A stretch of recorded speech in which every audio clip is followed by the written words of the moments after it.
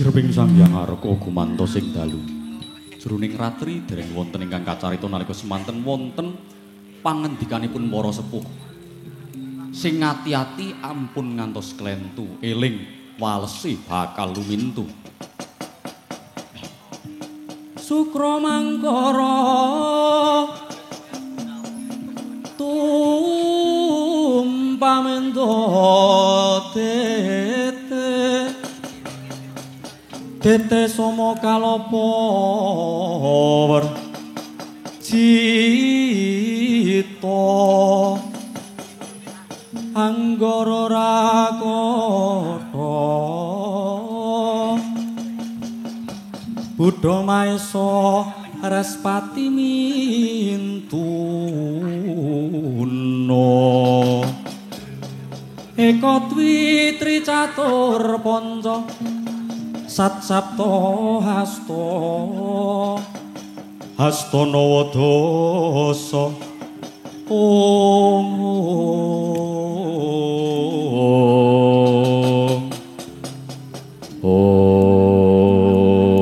Goro apa pertandane goro wonten wenget wejanganipun tiyang sepuh lam yahtalim qatutoha mutlakon abada wa matasa abaslam fi madaz zamani min hudda wa bufalam tahrob wa ma waqat dzubabatun abada fi jismihil hasani bi khalfihi ka'amami ru'yatun sabatat wala yura isru bauli minhu fi alani wa qalbuhu lam yanam wal ainu qad nasat wala yaradillahu fi syamsi dzufatoni kat fahukot alatha qauman ida jalasu indal wiladati sifyadha bimuhtatani bayane hadil haso iso fahfad hatakun amina ming syarinari wa suraki wa min mihani bayane nalika semanten wonten ing repat kepanasan horeg pralampita Sang Hyang Bathara Guru dipun ame-ame dumateng Sang Ki Lurah Semar Badranaya nalika semanten badhe nyuwun palimarmaning tupeng waja supados waget kasembuh minangka suliye saking tupeng waja menika kocap ingkang mapan wonten ing Raramba Ki Lurah Nalagareng Ki Lurah Petruk Kantong Bolong Dalasan Ki Lurah Bagong Nenggo kunduripun Kyai Semar Badranaya medal tlatah Demak Bintoro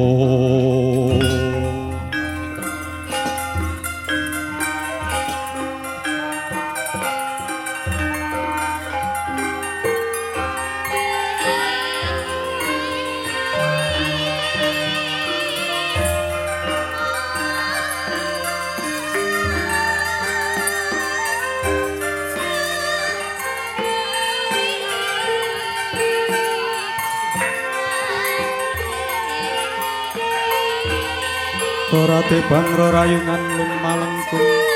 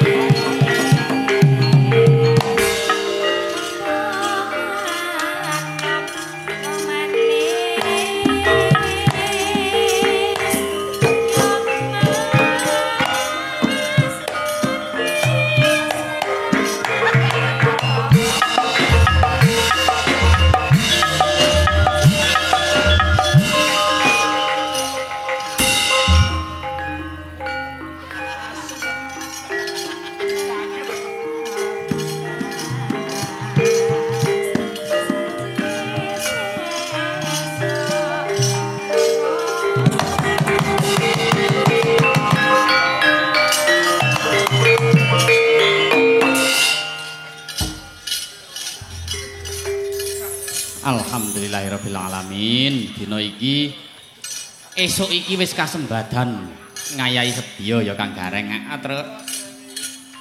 Bagong mau ora sida melu ning kayangan. Ora ya wah. Munggah ning kayangan ki iya nek jajake karo Semir to. Semir Bapak Semar, bapakane Semar. Heeh. Lu wong ade nunggu ning kene wae truk ya karo tembangan jejogetan. Ayo. Iki isih tinengganan marang kadang-kadang Sutresna budaya ana ing Laladan Banyumeneng ya ing Karang Kumpul dusune ngono ya truk ya. Heeh.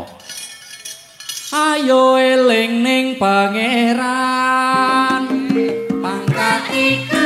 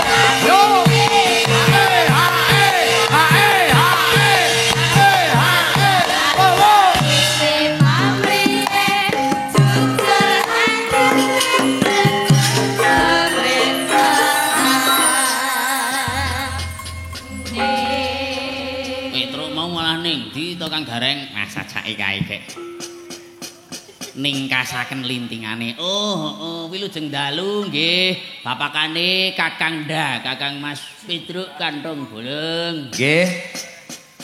Sugeng dalu. Enjang nggih. Bagong. Nggih. Sugeng enjang Dik Bagong. Wah niki pun gagat rino.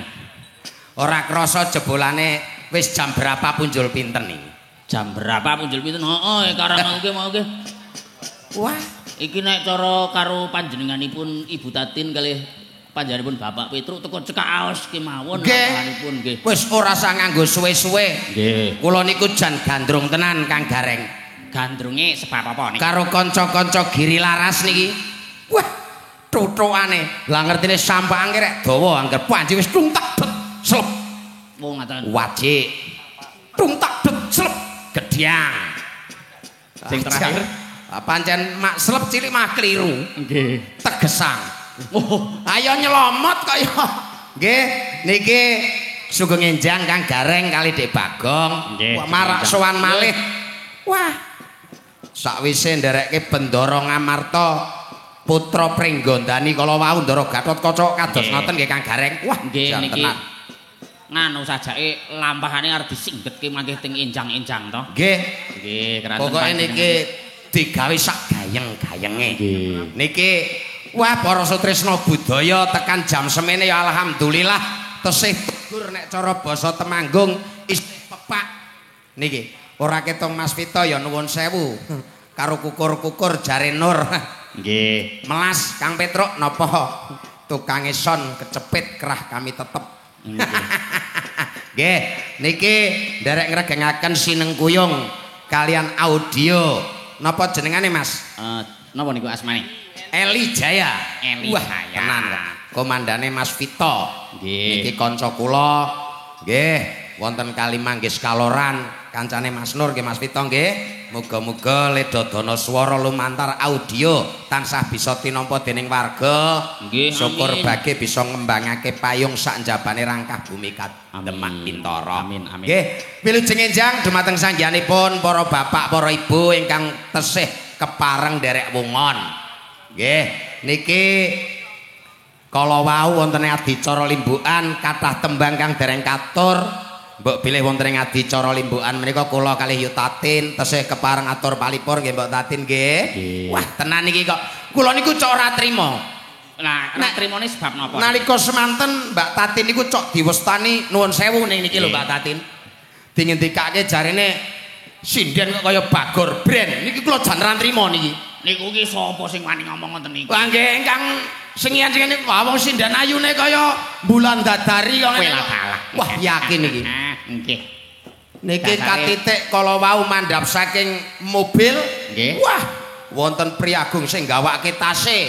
Nggih. Malah ana sandal dienggo barang dijaluk arek nyangkingake. Heeh. Wah, ora marem malah ana sing gelongane dicopot nawon kula betake. Oh, Ala yo mangke kepara jarik barang malah ajeng diastake. Teneh kon nganggo kathok jin epis. Wah, niki saya esuk kadang-kadang ngiri laras. Wah, ya jan apa meneh dipandhegani karo Mas Eko senadyan to isih muda ning pancen nengenake karo budaya Jawa. Tepuk tangan kagem Mas Eko. Wah, muga-muga ngiri laras diparingono tansah lancar. Amin. Mbak Tika le dadi Bu Presidene ngiri laras tak dongak-dongake panjang umur. Amin amin. Nggih. Nggih. Wah, jan Niki nggih. Gong. Nggih, pripun Kakanda? Iki rajare rasah kesuwen. Nggih. Merga ngendikane para winasis. Nggih. Jenengan wau gara-gara maca ayat. Oh, ngaten. Nggih to? Nggih, sekedhik ayat Nek bumi Demak mriki kok dipameri wacan ayat niku jane nuwun sewu wis ora mokal meneh. Merga mriki niku tlatah santri. Nggih. Wah, kula sowan mriki nek ora iso ngaji ya percuma to Mas Panji. Nggih, ngeten. Petro kok. Pak Petro. Nggih. Sejatose mriki mboten ajeng pamer kasudiran niku mboten. Ning iki sowan mriki niku niat sorogan. Bener. Umpamane kula niku santri sowan Pak Kiai teng mriki niku sorogan. Nggih. Wonten salah setunggaling lafaz sing klimput napa dos pundi? Aku lho mbiyen ajare kira nggih teng pesantren mriki kula niku. Wah, kula nek gelem kira mbiyen ngentek-entekke racikan kula niku.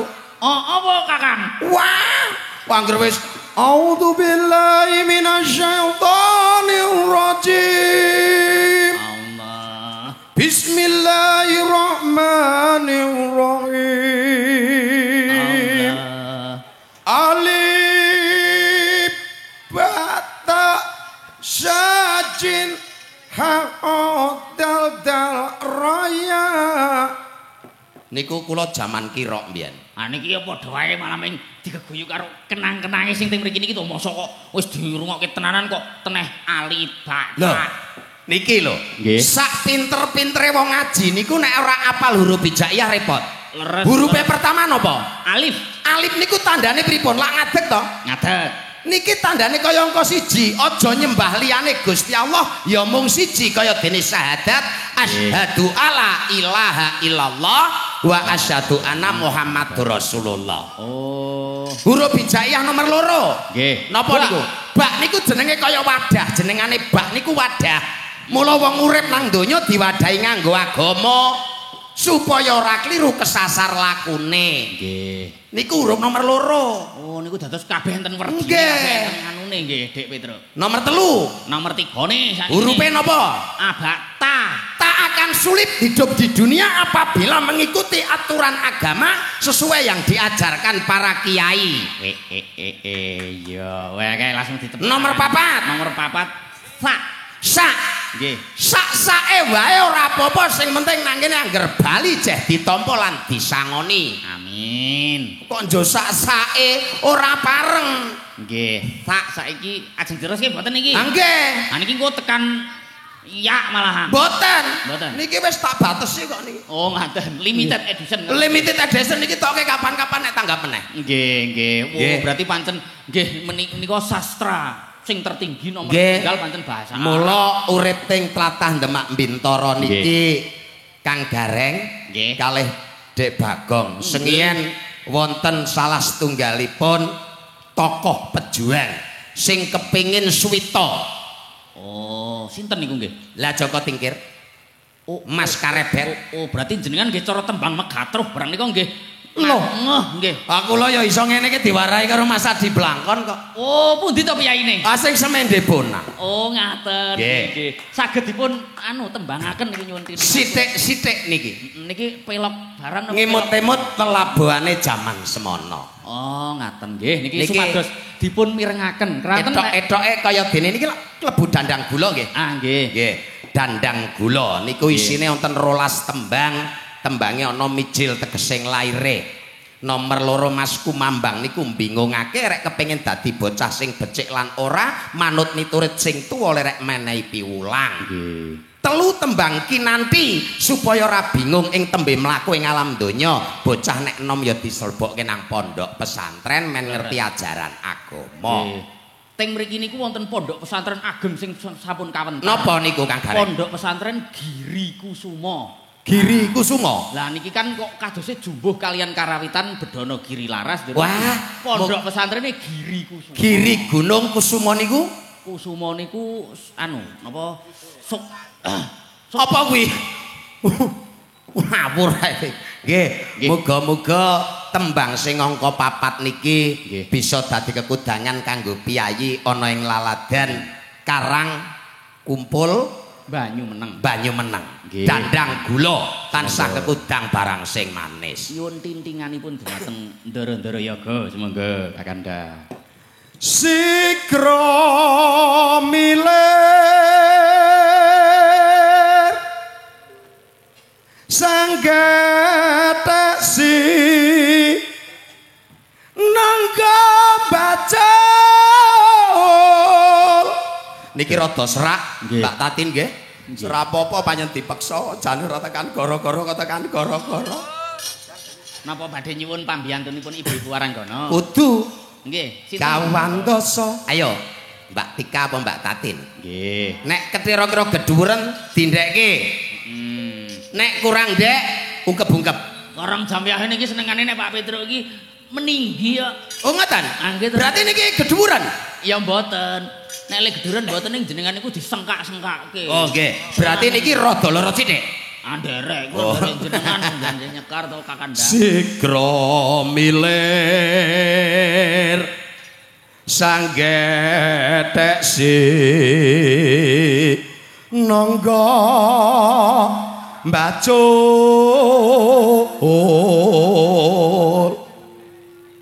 kawandasa kang geni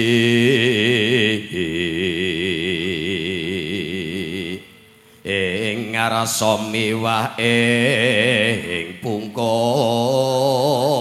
niki kendheng niki tan api ing kanan kering ora nyandak nggih sang gedhek lampahnya alon niki lakune warga mriki nggih disengkuyung 40 hadis niku padha karo baya 40 kiwa tengen nggih mula dinane niki lak radite jenar nggih mulane wonten kitab Arba'un Nawawi waduh nggih aku lho wingi ketemu karo kitab kuning 40 nggih 40 hadis niki lak padha karo niku ingkang anggit panjenenganipun Simbah Kyai Haji Munif Muhammad Badri. Nggih. Lah niki boten nganggit nggih niku ingkang ngasta ngoten mawon. Leres. Mula ning Demak kene kondang bumi santri. Nggih. Wonten tetembungan 3 perkara A. A sing sepisan niku alam. Nggih. Gusti Allah niku nggelar alam kanggo papan pesabaning para titah maracapada. Nggih. A sing nomor 2 lakune menungsa kudu alim. Kudu tresna marang bumine. Asing pungkasan supaya bumi niku ora alum. Dadi lakune menungso kudu alim lan jaga alam supaya ora alum. Kaya ora beda kaya merti dusun sedekah bumi niki Kang Gareng. Mula bumi disedekahi supaya ora alum. dijaluk sawah pendongane muga-muga warga ana ing Karang Kumpul Banyu Meneng kene tansah lancar rezekine amin amin ya adoh saka memalane amin tak dongake sok taun ngarep bisa nggelar ringgit sing luwih rame meneh nggih panjake yo ngiri laras meneh nggih amin nek dagelane ra karo Petruk ra apa-apa konjur memelas kaya mengkono. Ane ora karo Petro ora ajek kancil. Kakangne Radinggo sing penting adine jeki. Nggih nggih terus jenengan niku dapukanipun sak lintuning metro niku nggih ngancil. Aku lho lak ndek kembaran. Oh. Dadi nek kula niku lahir dadi Petro, adik kula minangka kancil. Ya ora apa-apa wong pancen kembar. Kula niku lahir kembar, Pak. Siji lahir teng Tanah Temanggung, siji lahir teng Mekah. Mak Tatin. Nggih, mangga niki dipun aturi palipur kagem sagung para sutresna budaya. Wah, tenan kok. Apa meneh Kang Vito ki anggere wis ngerti Mbak Tatin jumeneng langsung waduh. Waduh pripun? Wah, waduh, semok. Waduh, gak penak iki aku gak melu-melu Kang Petro. Iki tetep langsung nampi dukanipun panjenengan. Sugeng enjang Mbak Tatin. Wah, Mas Petro. Mas Bagong, Mas Gareng. Nggih, wilujeng enjang. Nggih, wilujeng enjang. Semangat menika Bapak Ibu. Terus kok ya ora do sare to ya. Durung dijak sare walah. Nggih. Wong iki kersa mresani kok ngom sare iki ya kepiye to nono. Nggih lho ngenteni Pak Petro entu meneh kok ya. Nggih pancen saka seneng-senenge karo budaya dadi kalih wungon nggih Pak nggih. Tirakat muga-muga desane adoh saka sengkala. Amin. Amin. Nggih. Jare Petruk njedul nang Raramba kuwi ndongake kanggo para warga merga kewajibane Petruk niku kon momong ngoten Mak Tatin. Nggih, panjenengan kok pamomonging satriya. Nggih. Ning monggo Ibu kon Tatin momong Mbak Tatin. Lah ngopo nek Repot nek momong cah semene gedene njaluk jajan ngentek-entekke kok ya. ngaten to. ya ora. Nggih. Iki minangkani pamondutan sing mau dereng dipun Nggih. nggih. Wonten sesideman. Nggih, sesideman dereng menika dipun pinangkani. Nggih. Anu Mas, make diunggahne nah. Nggih, dunggahke Mas. Hei, maksudnya iki dienrengke. Oh, dienrengke. Iya, Mas. ayo. Beto nganu circle. Turung mike ketok sithik men rada enteng. Ndara-ndara kadang. Suarane iki dipenakke ngono lho. Penake kaya apa? Kaya nunggang motor. Nggih. Nggih. Ayo diaturi sesideman. Nggih, Nggih. monggo dados. Ngagem bawa mboten Pak Dalang? Nggih, niki nderek kemawon. Pripun Pak Bu ngagem bawa mboten? Nggih. Oh, nggih. Nggih, mboten ngantuk. Angger tekan giliran bawa kok mboten ngantuk. Panjen Keranten. tobat kok. Yen jam yanten iki kathah-kathahe sutresna budaya menika pengamat ngaten Bu Tatin. Nek pripun? Nggih, pengamat budaya. Oh, Nggih. Nek wau Nek pandemen. wau pandemen, Nggih. saniki pengamat. Pengamat, Oh, nggih. Niki niku nggih carane napa nggih? Nggih niki masyarakat sing sumanggem. Nggih. Jadi, Ingkang sumanggem. enten acara bersih desa ya ngelek-eleki desane. Nggih. Iki ben desane tambah ayem tentrem. Amin. Makmur ngono nek Nggih. ora Bapak Ibu sing ngelek-eleki arek sapa? Pancen nggih. Nggih to. Tirakate ya sing dilakoni kalih Bapak Ibu ben amrih sae. Leres. Mula Mak Tatin, wonten tembang dandang kula wau wonten tembang loro nuwun sewu nek kanggone bocah nom jane kurang prayoga. Wonten tembang Durma, bocah sakniki niku cok akeh sing wis mundur saka tata krama unggah-ungguh Subasita. Mula cok ana tembang gambuh nek dikandhani gampang tambuh. Niku jane tembang maca pat niku pitutur kabeh. Nggih, Ning lak kurang sakniki do kurang menghayati. Maca pat ki saka mijil tekan pocong. Mboten. Enten lho. Nek pucung dugi 11. Lah, kudune ana pira? 12. Maksudnya kari dhewe Wirang rong. wirang rong. Duwe anak ayu kaya ngapa nek bapakne niku uripe rada petakilan, aja ngepek anake kae biyen ki bapakne dadi kaya ngono. Bapakne wis nang jero rong ijeh dogek-ogek. Wirang. Nek pocong lak gek mati tok. Apa wong mati ki dipocong ora dipendem? Kae. Kon modar. Aja Mas, aku jandi anak cilik Mas. Niku, mula nek wis kados bapak-bapak nika tembange pangkur Mak Tatin. Pangkur. Ngepangi pikir wis arek mungkur. Dana tumindak angkara cepakno sing maha kuwasa kanggo sangu sowan ngayonane Gusti. Niku tenan, dadi tembang niku pitutur kabeh. Mula wau wonten adicara sepindahan tembang gantine tembung, muga-muga tontonan dadiya tuntunan. Lah niku wis bener nek wong Jawa niku ngirata basa pinter niku. Nggih. Ya sakniki kek nembang to, Pak? Nggih. Sesideman. Nggih, sesideman sumangga. Nek kok tungdang-tungdang terus iki arep ngomong. Nggih, nyuwun pawon. Wiwitane anderek sang peke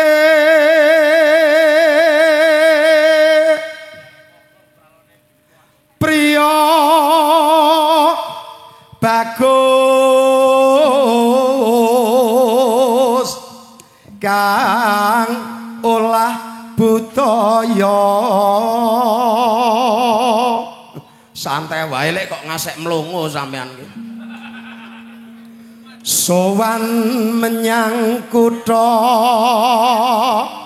gadhe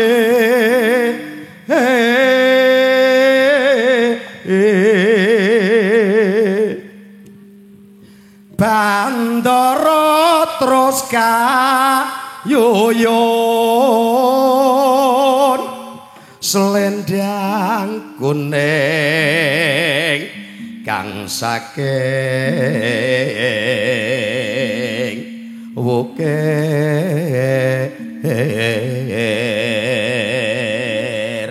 men terus ke Matatin suarane apik kok Suara kurang permana ning oasis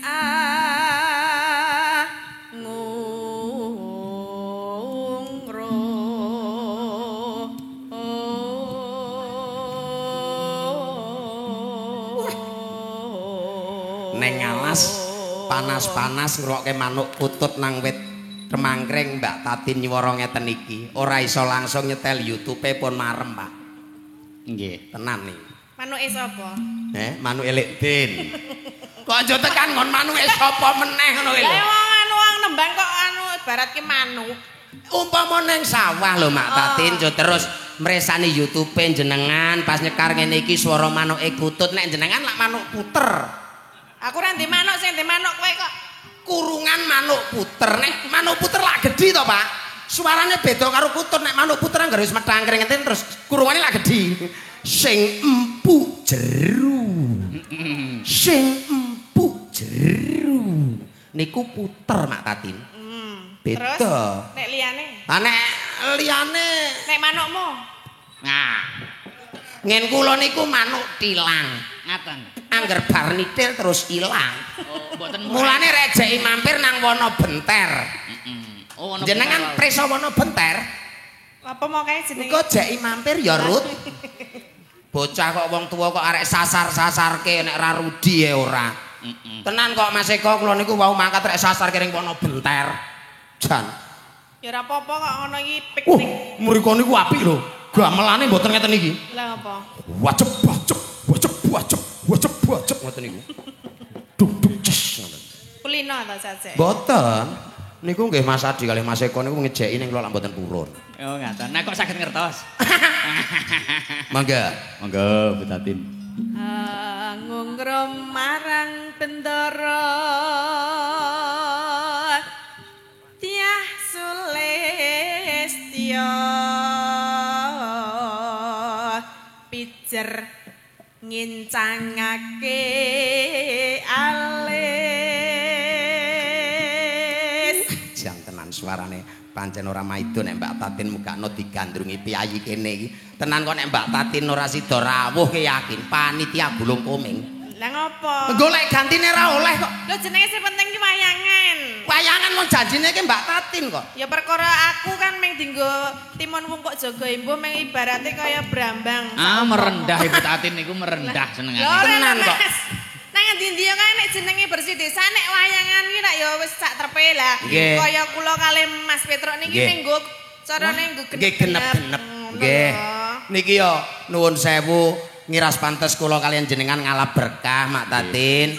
Muga-muga paripurna adicara menika panjenengan lan kula tansah kinanjar kewarasan. Ngoten nggih, monggo dipun telasaken tesih sak enthik. Terus sesideman.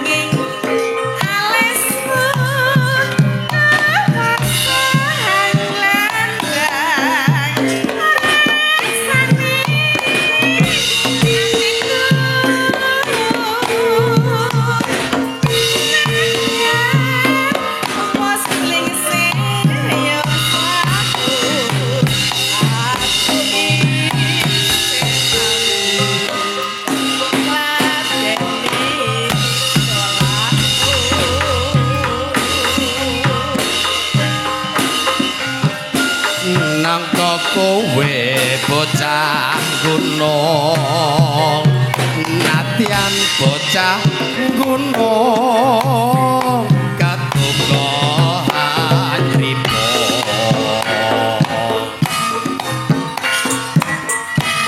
kehormatanku mbok arobu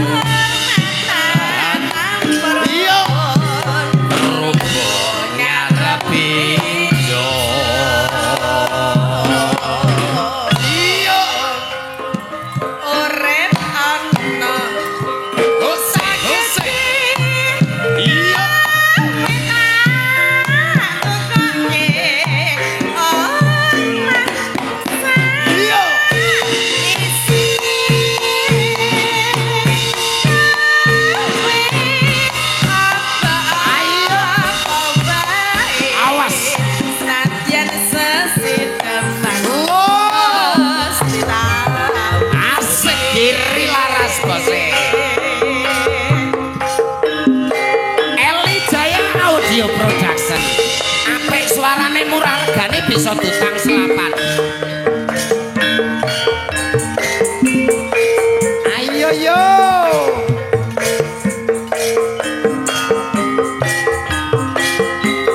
Ayo yo.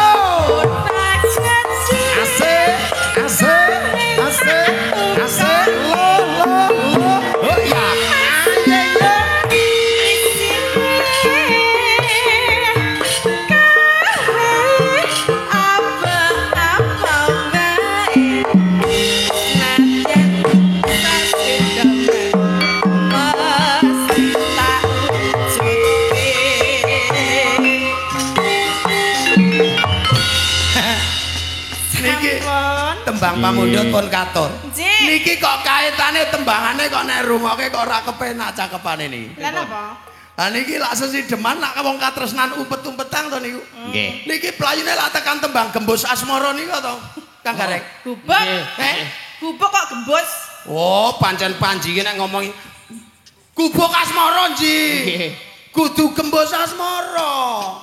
Ya pancen. Oh alah. Mangke lajeng ting Oh, ganti jeneng to.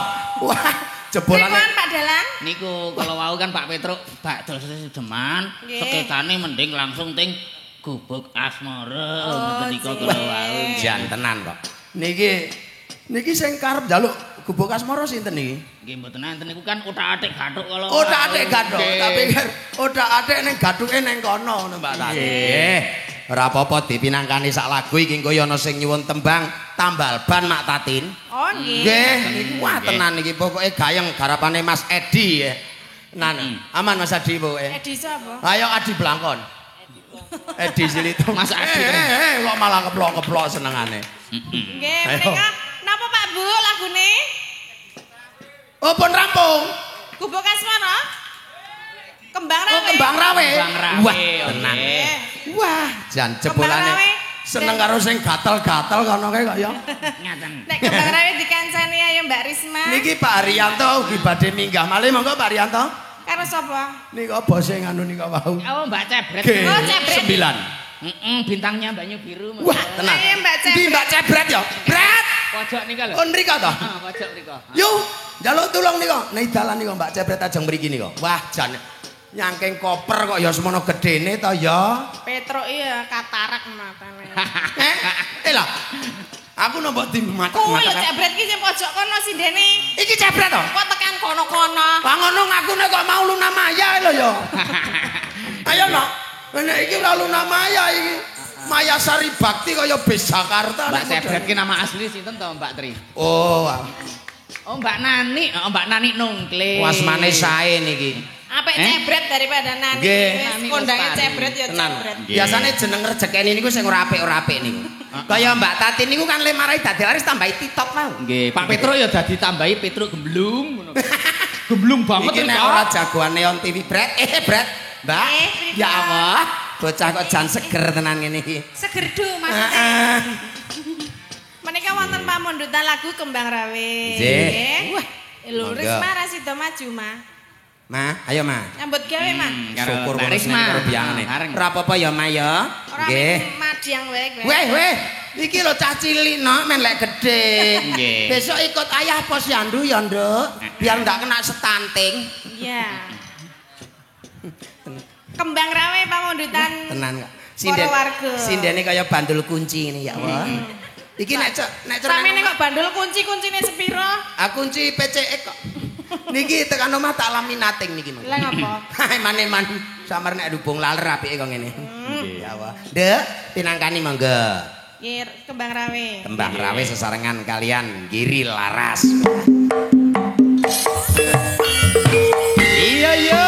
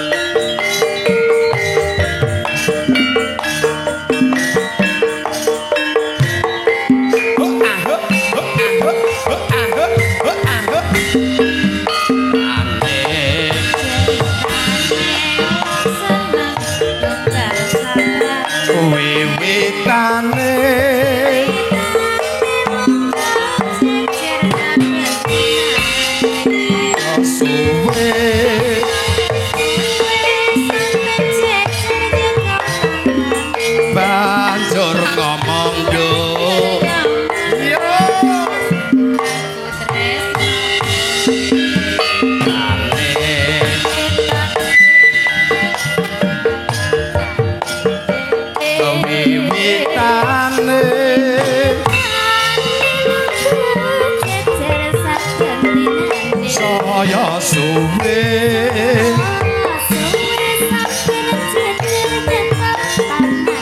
banjur ngomong apa Nduk aku tresnaku ayo yo jagoan neon pipi sak jope hatiku digawe loro kembang melati agawe larane ngati kembang kecubung hatiku digawe bingung kembange mawar tresnaku wis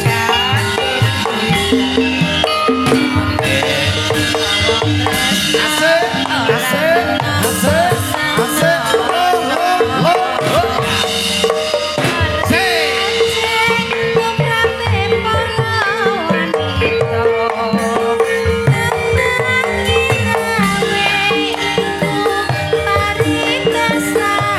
ayo yo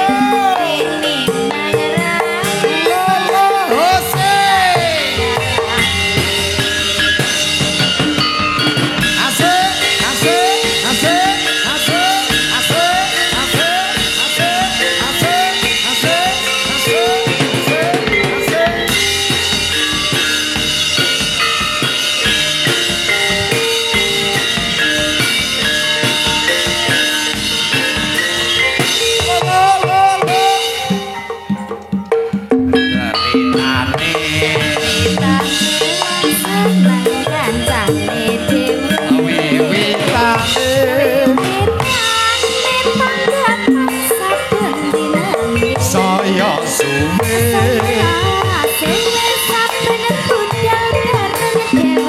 banjur ngomong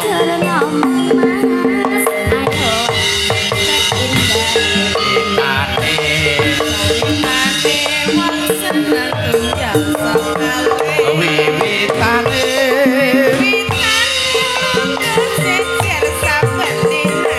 saya suwe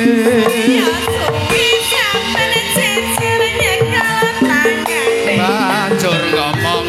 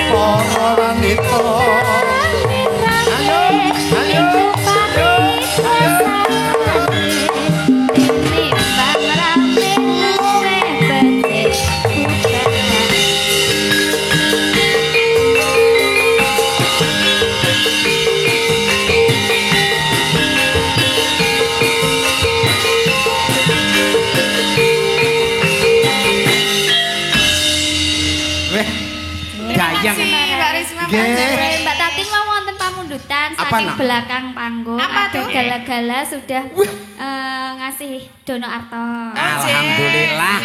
Wah, tenan gala-gala. Iki gala-gala iki biasane lagune dangdut sing nyanyi biasane Rudi. Mas Rudi Susanto. Ayo. Walah leleng entekke latihan ning Bandungan ngentekke sawah patang kotak kaya lali yo. Piye sapa sing dueti? Ayo. Sing duwete sinten? Gala-gala. Sing penting Petro aja kon dangdutan. Mas Dalang aja. Tak apa-apa nek iso. Ah kene, ayo. Maksudnya nang kono wae. Oh nang kono ya? Ayo. Oh, Dueti karo Mak Tatin ayo. Wah, pokoke. Aja rene. Sik kirim tak buka lirike. Oh, pedoke sapa iki? Jesslyn? Milih. Mbak Jes kanu. Kok sapa? Ayo Mbak Jesslyn ayo. Gala-gala. Sama dalangnya. Wah, Lah kowe arep milih sapa? Milih Petruk ya ora iso. aja.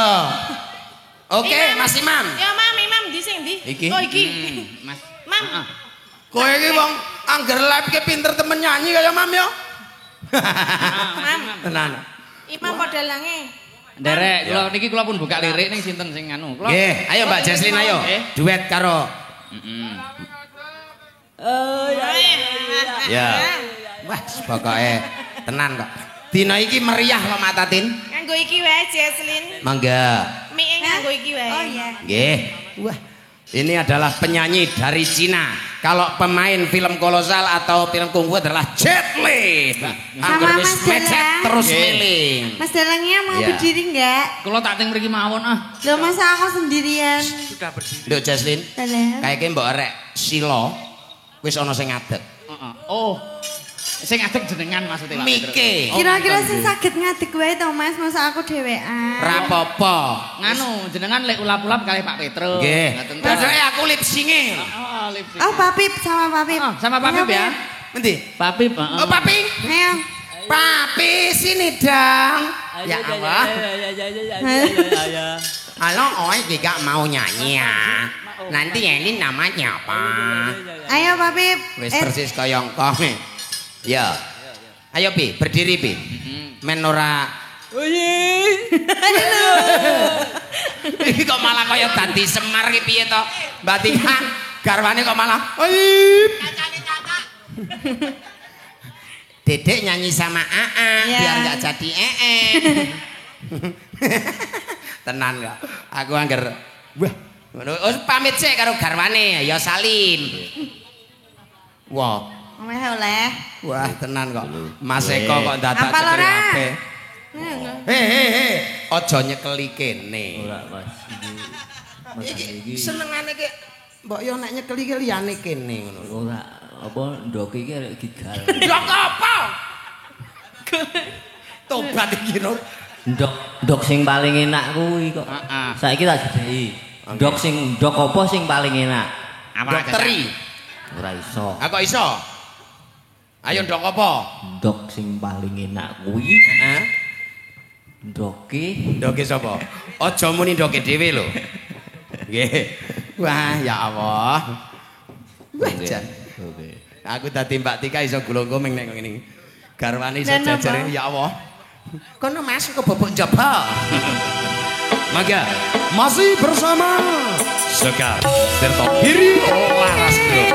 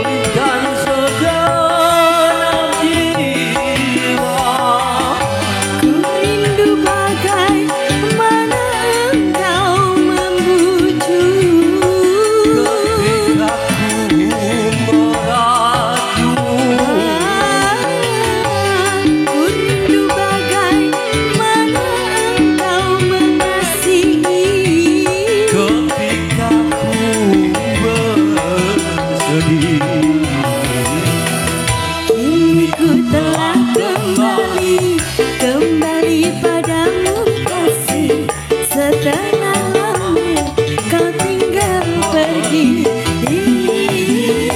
Lama sudah ku menanti memandukan penuh rasanya rindu di hati.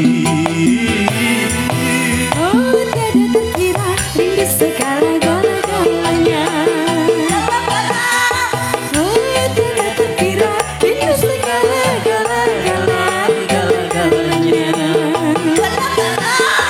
Oh tiada terkira rindu segala-galanya. Oh tidak terkira rindu segala-galanya. Kiri lara. Cilik pinter ngaji iya dia masuk dari kiai. Cilik kender salat iya dia nggo sangu manyang akhirat. Semua kaki di atas. Ayo ngaji.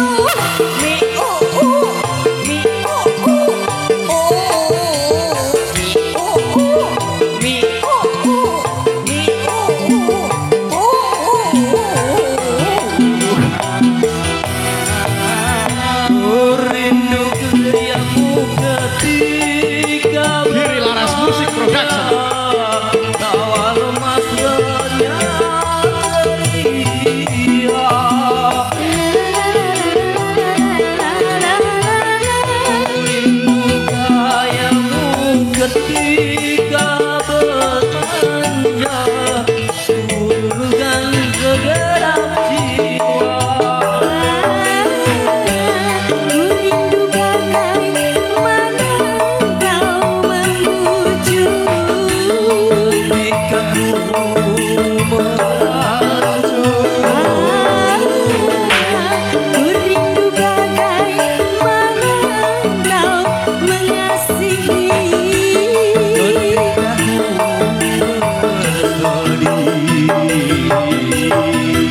Aku ingin kembali padamu kasih. Setelah lama kau tinggal pergi. Lama ku menanti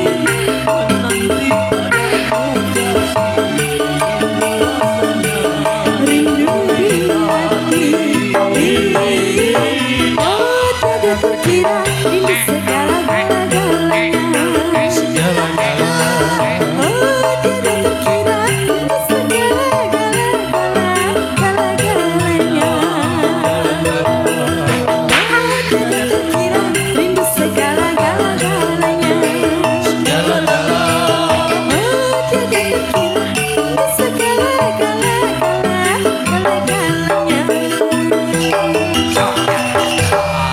Sampun. Nggih, matur sembah nuwun Pak Eko, Bu Mas Eko. Jesli. Sampun to niki. Iki aku tak takon tenan. Iki berarti jenengan nek dongkat nang dalem ngono iki ya polahe ngene iki. Mulane Mbak Tika ki ra tau iso tuwa. Mergane nek kula nek teng griya to, Nggih. sok kono umbah-umbah. Tenane. Nggih. Jenengan niku. Nggih. Berarti niki rombongan isti niki. Napa niku? Ikatan suami takut istri. Ga nek kula nek ngumbahi to, Nggih. nek katoke bojone kula Nggih. kok isih ana abang-abange Apa kuwi? seneni. Terus Ngapunten. oh ketetesan saos, Nah, lepar saos. mak emi ngoten. Nggih. Nggih. Niku terus Esok seneni niku. Oh. Iki isih ana abang-abange. Baleni meneh. nggih. Kudu ngerti resik. Wah cutat ngeten iki. Nggih. Jantenan Mas Eko ki rada ngleling nang ngarepe garwane barang kok ya teko mi. Kayak Mas Tatak jare kudu kula sing matur lho niki. Amin. Nggih. Toh. Nggih pun nggih. Sembah nuwun sangat Mas Eko. Mangke dipun terasaken limbukan nggih. Oh, nggih. Wis Mangke lebar. Iki ki gara-gara terus mulai kok terus kelimbuan. Tapi ya iki kene ora sida kondur doan kok. Nggih. Niki kala wau sampun katur wonten pamundhut tembang malih niki Mbok Kang Gareng. Nggih. Nyuwun tembang tambal ban. Oh ngaten. Niki kagem para pandemen muda wis sing kayak gandrung karo Lorenza. Oh ngaten. Ayo Mas Nur. Karo Mas Ari sinenggoyong kadang-kadang Giri Laras pokoke backing vokale para sinden. Oh nggih, siap. Wis tenan iki. Wabil khususon kanggo warga. Nggih niki. Tangan di atas semua. Goyang bareng bersama Lorenza. Asik. Jagoan Neon TV bersama dengan Dalang Indonesia. Bersama Giri Laras dan Pak Petro.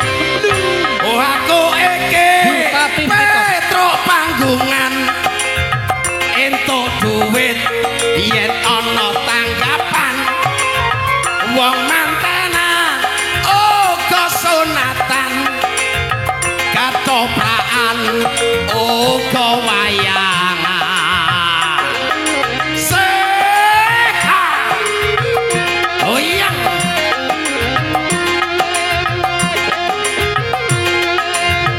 aku iki Petro dagelan entuk bayaran uga saweran marang iki ing desa kene ana wayangan lah kok jebul rame sehat asik bos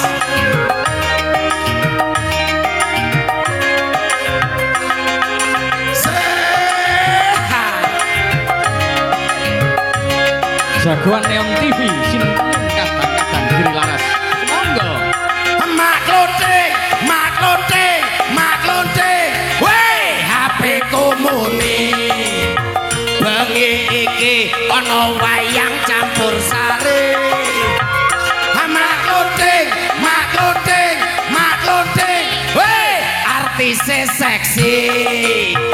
Mbak Atin yang cantik sekali ditongake muga-muga ya Mbak Atin oke rezekine sik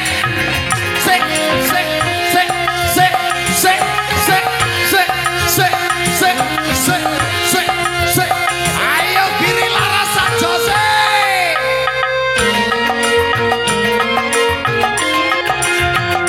1401 mengudara di kawasan Demak Mito bersama Eli Jaya. Aku iki Petro panggungan entuk duit yen ana tanggapan wong mantenan uga sunatan katoprakan lan uga wayangan sik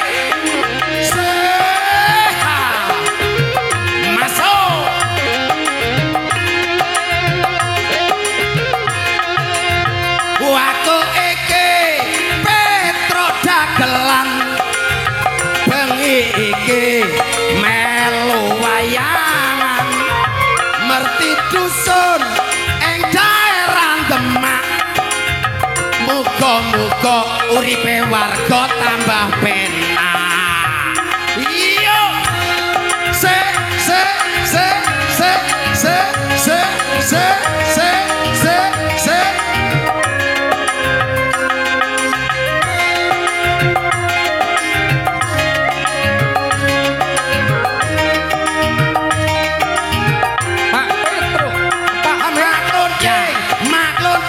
maklonting, weh sarone muni Giri Laras pancen oke sekali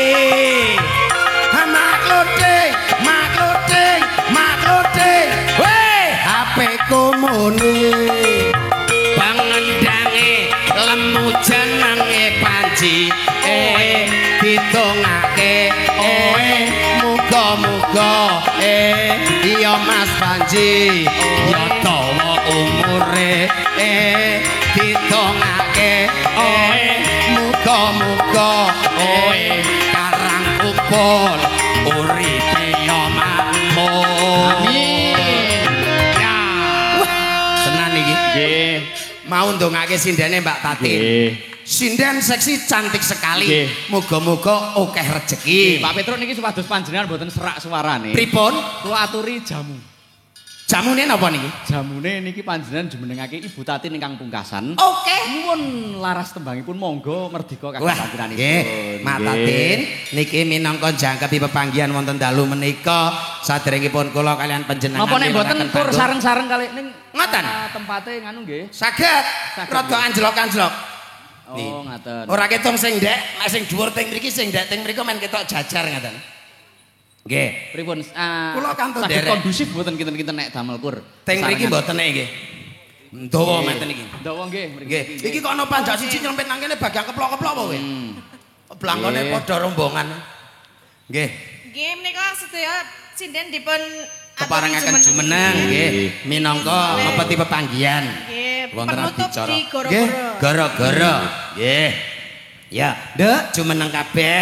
Wah Lagune iki. napa manut ta? Wes. Sing tukang becek. Lagune napa? Hei. Iki rombongan arek nang ndi? Sing jumeneng ke rombongan sinden, Bos. Panji. Oh, pipis to. Nggih. Awakmu yang gerno rombonganmu ning. Kowe rek ngopo ning kene kowe? Iki yogane kok dadi. Oh, tak pikir arek melu ngadeg kowe. Ya dadi cepot kabeh. Demong iki sing nyarep. Nggih. Nggih, tepuk tangan untuk Giri Laras Production niki. Iya. Anu kabeh.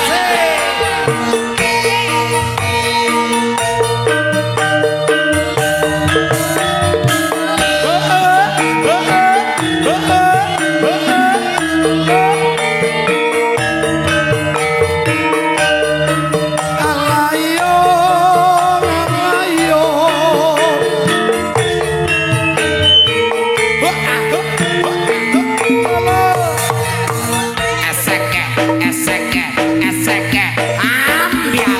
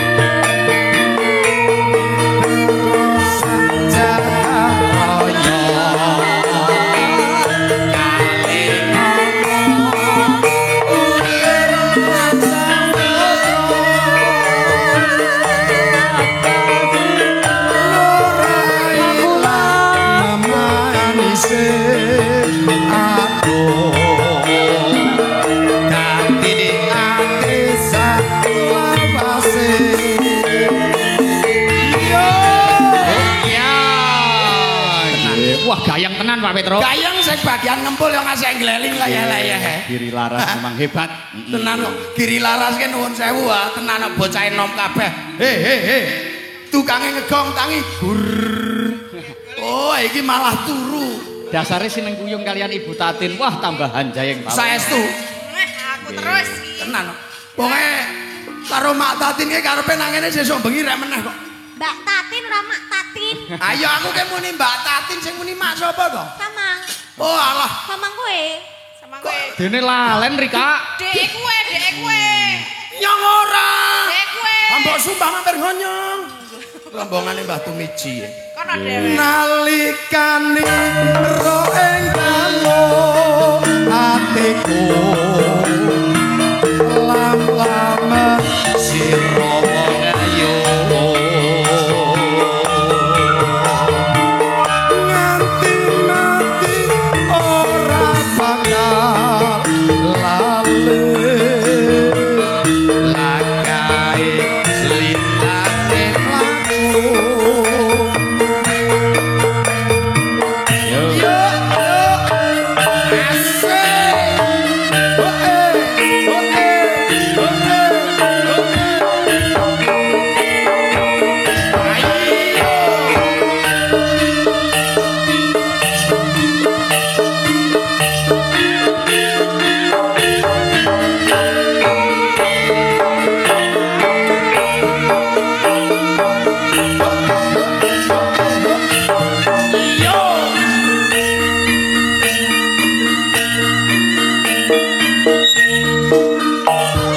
siramu sekal melati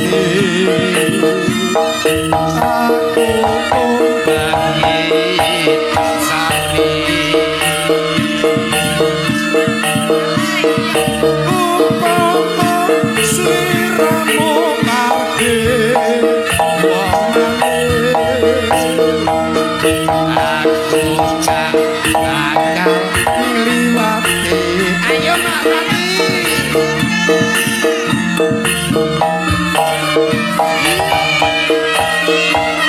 asik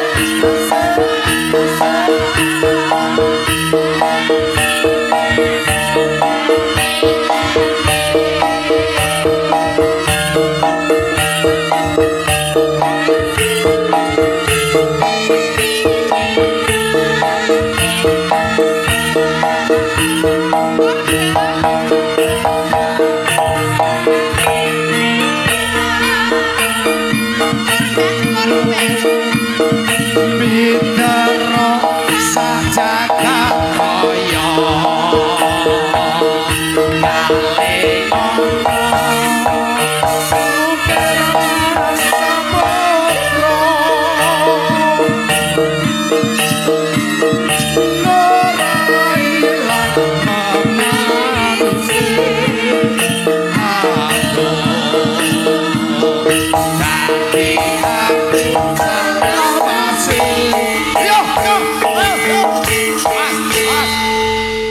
cekap semanten para miyarsa urang ta iki atur ha iki ra tekan jaran kepang lak jaran kepang bodol budaya iki Jaran kepang ku ya budaya, Mas. nek lak bodol budaya Ya ora kok. ha ora kok jaran kok Dek kowe sing bodho. Nek jaran ki nek ora bodol ra bayaran mlebu dhek barang ora bodol ra bayaran tit Sabar, sabar. sabar kepi aku keleng loro atiku no atiku ki loro tenan Wis tuwa sing ngomong ngeden-ngeden.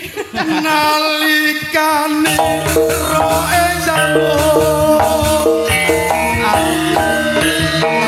lawan sira ayu nganti mati ora bakal ale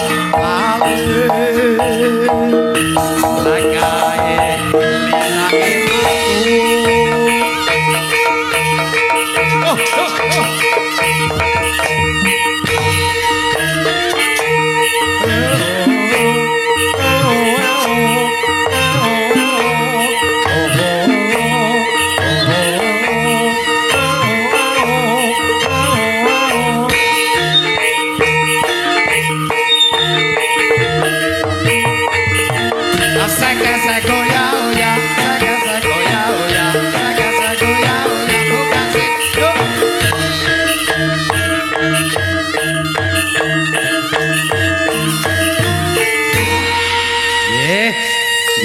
tembang pungkasan Nyidam Sari paripurna dicara gara-gara nggih Kang Gareng nggih Nyidam Sari bodol. Apriye gara-gara Bagas ning ngarepan iki kok ya mangkat 20 bali 500 nek ora Bagas ya Kok iso ngoten ya? Lambuh nggih Niki sampun Pak Dalang. nggih sampun menika Nggih. kadosé sampun boten wonten pamundutan lan ugi sedaya warga masyarakat sampun marem sanget kerawuhan panjenengan wonten ingkang dereng dipun pinangkani nggih nyuwun pangapunten Leres. menika apa dale mboten cekap mengke ndak lakone mboten rampung mbok bilih benjang sanes medal saged pinanggih malih amin amin ya rabbal kurang-kurang alamin sesuk nek nanggap meneh ya dijoli leres pramila saking menika ngen kula sowan kalian Mbak Tatin kathah kekeranganipun Lenggono bilih Petruk karo Mbak Tatin namung titah sakwantah ingkang dumados saking sempalaning daging pinuntel kulit rencang otot bebayu tartamtu kewala kathah keklentanipun pramila saking menika kanthi andhap asoreng nala nyuwun agunging samudra pangaksama nderek muji donga mugi-mugi paripurna adicara merti dusun menika warga Karang Kumpul banyu meneng tansah dinebihna saking sambekala murah sandang rejeki ugi kula kalian Mbak Tatin mantuk saking mriki dumugi dalem soang-soang tansah pikantuk nugrahaning Gusti awujud keselamatan ngaten nggih Mbak Nggih, Tatin. amin Mas Petrus. Matur sembah nuwun dhateng Butika Presidene Giri Laras, Mas Eko Presidene Giri Laras sembah nuwun. Kanca-kanca Giri Laras panjang umur, sehat waras selamat, murah rezekine. Amin. Kupat Kecempung Slanten. Nggih, napa niku? Menawi kathah lepat Nyuwun pangapunten dawa sami-sami. Pak Petrus. Nggih, monggo Kang Gareng dipun terasaken kula nyuwun pamit. Assalamualaikum warahmatullahi wabarakatuh. Nggih,